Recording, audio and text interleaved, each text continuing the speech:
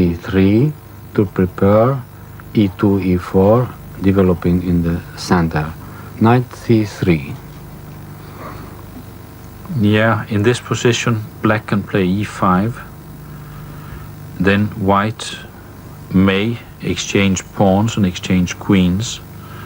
It's all right for black, but not too interesting. Not something to play in a game for TV, I suppose. Also, I can prepare it with knight d7 and then e5 and no exchange of queens. I'll do that. Knight b d7. And now e2, e4, as I planned. Well, he's playing it normally. Let me play e5 and see what happens. Perhaps I'll choose knight e2, what I played several times. Knight g1, e2. Yes, I can still fianchetto my king bishop, but then I probably go into the position he wants to have. g6, he has a king's Indian with knight e2. He knows that very well. I don't know what knight e2 is when I develop my bishop to e7. The knight would be more natural on f3. We shall see. Yes, I don't see any other move. Bishop e7. Now I think I have to develop my king side, especially the bishop f1, then g3 with the plan bishop g2, g3. When his bishop goes out that way, that may give me a chance to play b7, b5 very early. I think I'll prepare that at once. I see no reason to castle because there's no threat in the center. The normal move would be castles or maybe c6, but I think I'll give him something to think about. a6, first of all, preparing b5. I like that, yes. a6. I think I must develop my bishop. Bishop g2. There's something I want to do on the king side. I want to advance my rook pawn. If I play h5, he probably plays h4, and then if he plays f4 very quickly, my knight gets the g4 square. It looks like a good idea. It looks like something that slows down the game, makes it impossible for white to take the initiative early in the center. Anyway, people say I'm crazy with the rook pawn. Also, I've promised an American publisher to write a book about the rook pawn once. I promised that 5 years ago. Now h5 is good. h5.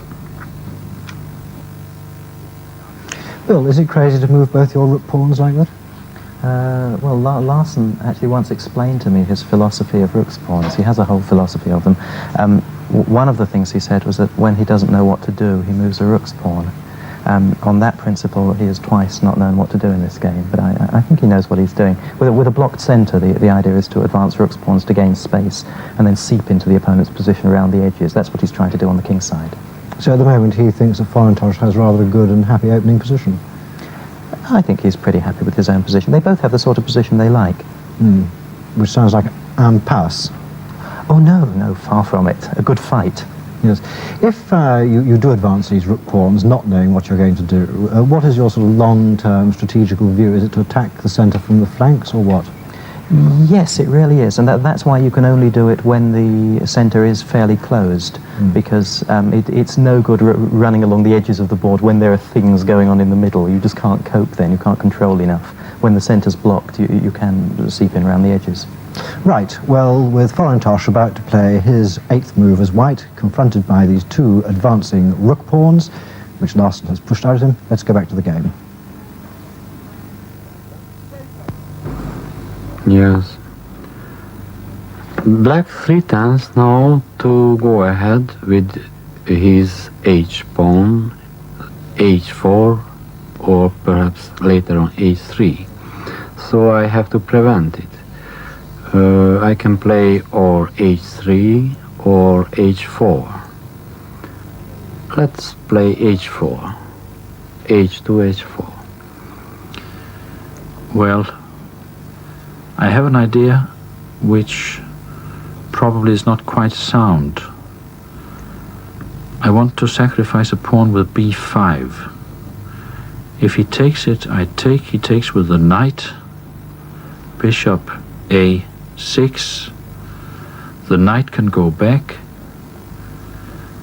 And then I take on d4. He takes with the knight. I play knight e5 probably, or knight c5. Knight e5. I must cover c6. Knight e5. It's not enough for the pawn. He plays bishop f1. Also after b5, take. He can take on e5. No, the pawn sacrifice is not justified. But a6 is not a wasted move, because now I can play c6 and prepare b5. That's about the only sensible move I see. Yes, c6. Well, black now 3 turns to develop on the queen side b7, b5. I think now the best way to prevent it to push the pawn d4, d5. Yes, d5. Well, this solves some of my problems. I have a choice now. I can play it very quiet. I can play a5 followed by knight c5, but his pawn on e4 is very well protected. If I take on d5 and he takes back with the c pawn and I play b5, in that kind of position I think his knight on e2 is not so good. It should be on f3. On d5 he can take with the knight. I take that. He takes with the queen. Knight c5. It looks quite satisfactory. Yes, it's the more active continuation. C takes d5. In this position I have 3 possibilities to take the pawn. With pawn c, then with knight, and with the pawn e. But I think my knight e2 is not very well placed, so I will take it with knight, and we shall see later what will happen. Well, this one I have to take. Knight takes d5. And now finally I have to decide which pawn to take d5, because I feel queen takes d5 is not very good. Black develops with tempo, so I will take it with the pawn c4. c4 takes d5. Yes. Now his knight from e2 will go to c3. This could inspire me to play b5 at once. I don't like that too much, because he plays a4. It looks like it's all a little too early. Yes. The other idea is to play knight f6. Sometimes it goes to g4. Knight f6 protects h5. I like that. It's probably okay. Knight f6, bishop d7, rook c8. Sometimes I castle. Later I play b5. I think it looks okay. Knight f6.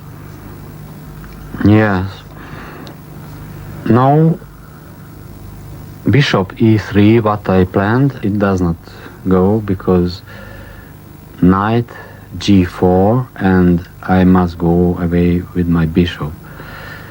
Then I think I must prevent b7, b5, so I will play a4. Now I can castle or play bishop d7. It probably all comes to the same. I don't know, castle first or bishop d7. They're both okay, I guess. Well, it looks logical. I protected my h-pawn and now I don't need the rook on h8. Let me castle. Well, now I have a choice to develop my life on to c3 or castle. I think a knight must be on c3, so I play knight c3. No, not much choice. Bishop d7 looks normal. What else? Bishop d7, if he plays a5, I play b6 maybe.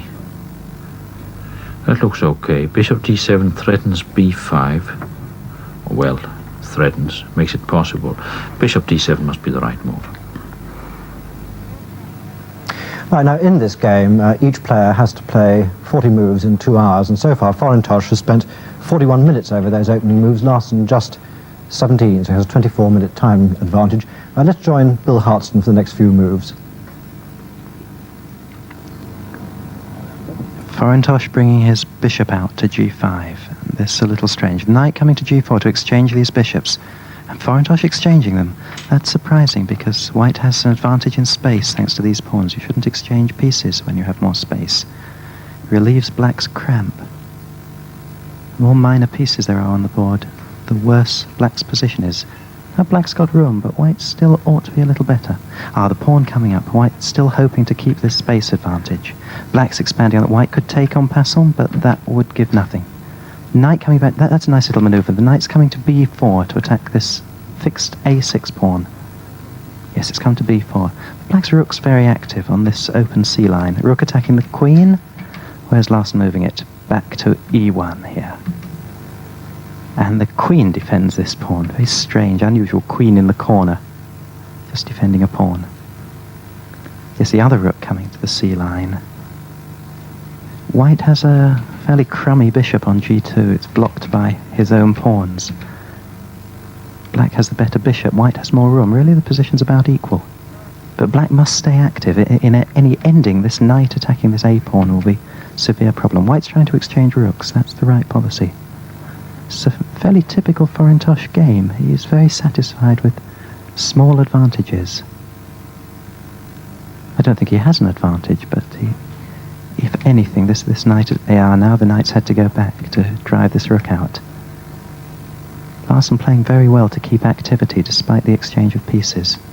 Another pair of rooks coming off. Queen check. The king's got out of the way. The queen also is defending this rook. Now the rook's off. Now Larsen has to find something to do because now white has control of this open file. Yeah, his plan must be to hit on the king's side with f7 to f5. That's why he played this g6 move. Yeah, now this is neat. The king's getting out the way to leave this square free for the knight. Yes, I think that's what he's doing. The knight's gone back, and now he's preparing f7, f5. And white's bringing this bad bishop, hoping to get some activity. So, according to Bill Hartston, anyway, the position fairly even, fairly equal, which is perhaps a little bit surprising since Larsen is the #1 seed, ranked 7th in the world, and would expect to beat Forintos fairly easily. He's certainly beaten him in the past. Back to the game with Larsen. Well, f5 is what I planned. I can also play knight e7 first. But after f5, I don't know if I want my knight on e7 or on f6. On e7, it protects c6. On f6, it attacks e4 sometimes. I think I'll try to do something energetic. He's in time pressure now. I must make use of that. I also have queen f2 check, but I think that's nothing. I can give check and go back. Now, let me try something. f5. Well, black 3 tens now take a4, and if I take it with my pawn, then the square g4 is very weak. Knight can get there through f6. So the best solution is possible to take f5. And if black takes with pawn, then I can play queen d2, threatening check g5. Okay, e5. Yes, if I take with the pawn, he plays queen d2. I can prevent that if I give check on f2 first, but then he threatens a6 all the time. Can I attack him there on the king side while I give up the a pawn? I don't see it. I think I have to take with the bishop. Bishop takes f5. Yeah. Now I have a possibility to play queen d2, but I like to have the c line, so I will prevent the check f2 with king g2. King g2. Now I have to make up my mind. Bishop d3 is probably the next move. Then my knight can get to f5. I can also play knight f6. That's the choice. On e7, my knight defends the c6 square. It looks better to have the knight doing two things. Maybe it gets to f5 e3 or f5 d4. I'll play knight e7. Well, now bishop d3 I did not like to play because of queen e3. So I developed my bishop to e2. Bishop e2. Now there is something interesting in the position. I can play bishop h3 check. King takes, queen g1, threatening mate in the corner. Then he must play g4, and then I have a perpetual check with the queen on h1 and g1. But is there a mate anywhere? I could also prepare all this with g5. g5, if he takes it, maybe he doesn't take it, maybe he plays knight c6. That disturbs me a little bit. And bishop h3 check, king takes, queen g1, g4. Now I don't think I have time. I cannot get the knight into the attack. He can always pin it with queen c7. Bishop h3, king takes, queen g1, g4, queen h1 check, king g3, queen g1 check. That is a draw. But he has only very little time left. That draw, that's probably the correct continuation, but I think I'll try to do something in his time pressure. Queen b7, attacking the d pawn. That's a nice idea. Queen b7. So my pawn on d5 is attacked, and I am short of time, so the best way to defend it, queen d2, and even sometimes queen can get to g5. Queen d2. I cannot play e4 because he gives me check on d4. I can prepare that. It's one of my little threats. I can prepare that with king h7. I don't see a better move. Let me play quickly to avoid giving him time. King h7. Perhaps now threatens e4. I will play probably bishop d3, and if knight takes d5, then bishop takes f5, and knight takes b4. I have an intermezzo move, bishop e4, and after d5, queen takes b4, and white has a slight advantage. Yes, if black takes the bishop, that's another case. Okay, bishop d3. That's move 38. I have to invent something within the next two moves. Knight takes d5, bishop takes f5. Doesn't look very promising. So I have to take the bishop. I cannot retreat. Okay, bishop takes. Now I have no choice. Queen must take d3, and I have to do just one more move before the time control. He has a little more than a minute. Maybe he has almost 2 minutes. Difficult to see it on the clock. Queen c7, he can defend a5 with knight c6, And then if I take it, he pins me with queen c3. Then if I take the a pawn, no, maybe he pins me with queen c2. Then if I take the a pawn with the queen, he takes on c6 with the pawn. That's a very strong passed pawn. I don't know if it wins for him, but he has all the chances.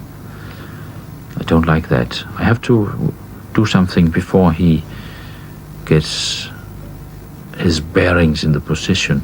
Queen a7, he can also play knight c6. Knight f5 is a move, it gives him knight c6. Then my queen has very few squares. Queen c8 looks better, he takes the c file. Queen c8. Now black threatens to come c1, if he wants, of course. I have the possibility to do queen d2, but I did not like it because queen c7 and takes the pawn a5.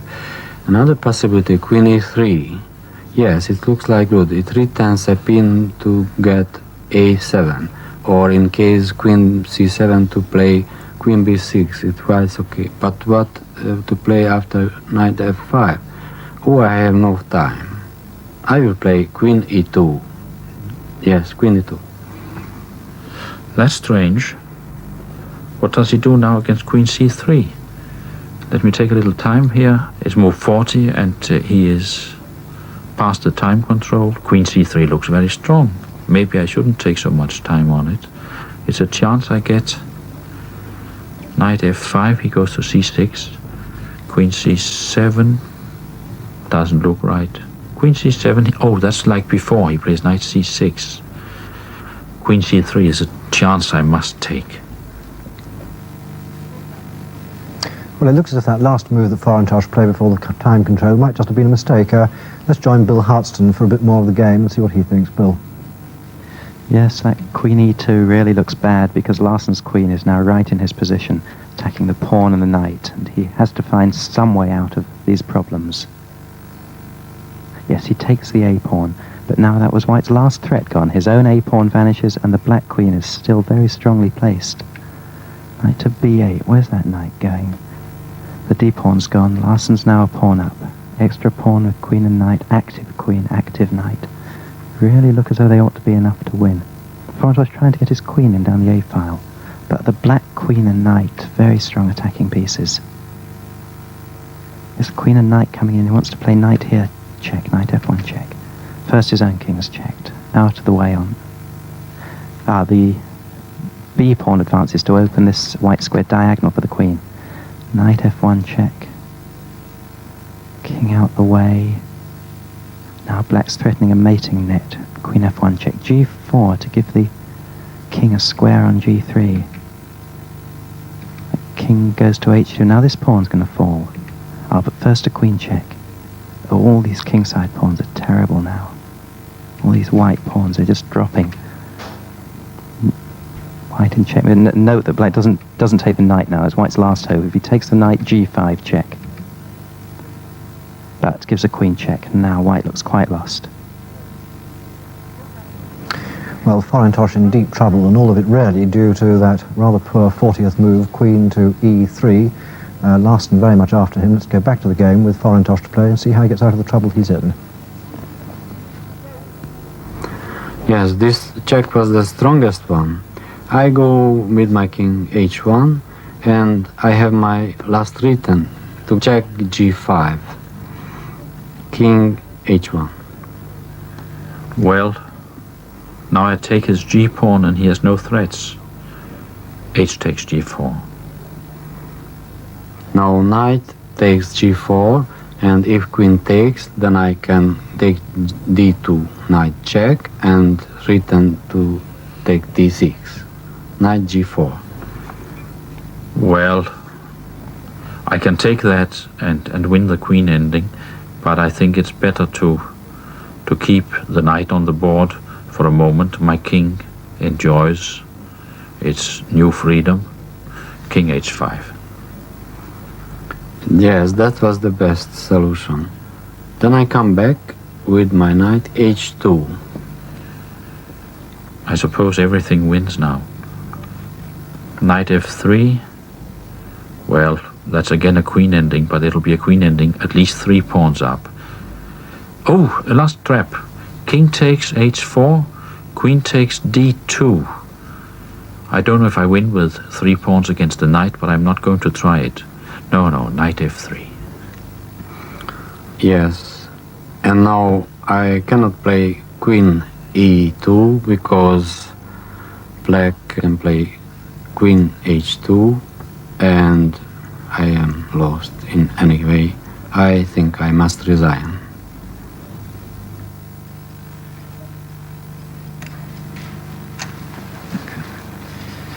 Yes, I was a little lucky there when you allowed queen c3. Yeah, it was really in a short of time. When you play queen e2, you must play queen e3. That's very good, because if I play knight up, you give check with the queen. Really, I was thinking about queen e3 and queen d2. But yes, they're both good. Typical mistake. Typical time pressure. Yeah. So that one mistake at move 40 was critical for Forintos because Larsen doesn't lose or draw games, so he has 2 pawn advantages. This is the state of the tournament so far. Larsen, down at the bottom there, now goes through to play Donna in the semi-final. In the top half, Tony Miles, the British Grandmaster, plays Hort from Czechoslovakia. That's the game next week, Hort versus Miles. Until then, from all of us here in Bristol, good night.